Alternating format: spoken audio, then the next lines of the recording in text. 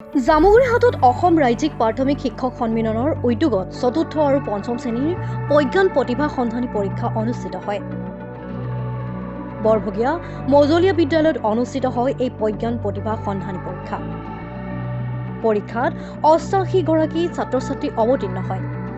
পুৱা ১১ বজাৰ পৰা অনুষ্ঠিত এই পৰীক্ষা বিয়লি ২ বজাত অন্ত পৰে। অসম চৰকাৰে আজিৰ পৰা কিছু বছৰৰ আগলৈকে প্ৰাথমিক বিদ্যালয়ত এটা বৃত্তি পৰীক্ষা পাতিছিলে। সেই বৃত্তি পৰীক্ষাটোৰ পিছৰ পিনে মুখ্যমন্ত্ৰীৰ সাহায্য বৃত্তি পৰীক্ষা বুলি কৰা হৈছিলে। কিন্তু আজি কিছু বছৰ ধৰি পেলাই এই পৰীক্ষাটো বন্ধ কৰি দিয়া হ'ল। তেতিয়া আমি অসম ৰাজ্যিক প্ৰাথমিক শিক্ষক সন্মিলনে এটা চিন্তা চৰ্চা কৰিলোঁ যে ছাত্ৰ ছাত্ৰীসকলক এটা মানে পৰীক্ষামুখী কৰিবৰ কাৰণে, যিহেতু মেট্ৰিক পৰীক্ষা, হায়াৰ ছেকেণ্ডেৰী পৰীক্ষা সেইবিলাকৰ দৰে এটা পৰীক্ষাত যাতে প্ৰথম পদক্ষেপত তেওঁলোকে পৰীক্ষাত এটা অংশগ্ৰহণ কৰিব পাৰে তাৰ বিষয়ে চিন্তা চৰ্চা কৰি আমি প্ৰজ্ঞান পৰীক্ষা বুলি এটা প্ৰতিভা সন্ধানী পৰীক্ষা বুলি এটা পৰীক্ষা আচলতে অসম ৰাজ্যিক প্ৰাথমিক শিক্ষক সন্মিলনে পাতিবলৈ ল'লোঁ। এইটো আজি কেইবাবছৰ ধৰি চলি আছে। আজি ২৩ মাৰ্চ ২০২৫ চনৰ এই তাৰিখটো সমগ্ৰ অসমত এই প্ৰতিভা সন্ধানী পৰীক্ষাটো, প্ৰজ্ঞান প্ৰতিভা সন্ধানী পৰীক্ষাটো চলি আছে।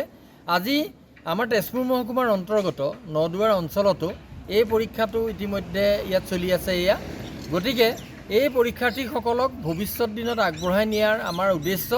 যদিও এইটো অসম চৰকাৰৰ আচলতে দায়িত্ব আছিলে, মই ভাবিছোঁ যে অসম চৰকাৰে আচলতে প্ৰাথমিক শিক্ষকসকলক ধন্যবাদেই জ্ঞাপন কৰিব লাগে যে তেখেতসকলে নোৱাৰা কাম এটা আমি শিক্ষকসকলে কৰি তুলিছোঁ।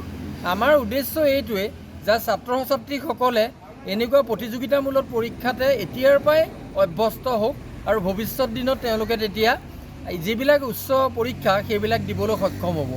আৰু বৰ্তমান সময়ত এনেকুৱা ধৰণৰ কথা হৈছে যে ছাত্ৰ ছাত্ৰীসকলে কিবা এটা জানিবৰ কাৰণে তেওঁলোক ইচ্ছুক হৈ থাকে। গতিকে তেওঁলোকৰো খুব মন যায় যে কিবা এটা তেওঁলোকে কৰে। গতিকে আমি এই পৰীক্ষাটোৰ দ্বাৰা ছাত্ৰ ছাত্ৰীসকলকো সেই সুবিধাটো দিছোঁ আৰু অভিভাৱিকাসকলেও আমাক সহযোগিতা আগবঢ়াইছে। এনে পৰীক্ষাৰ দ্বাৰা আমি সমাজখনক আগবঢ়াই নিয়াত উপকৃত হ'ম বুলি আমি অনুভৱ কৰিছোঁ। সেয়ে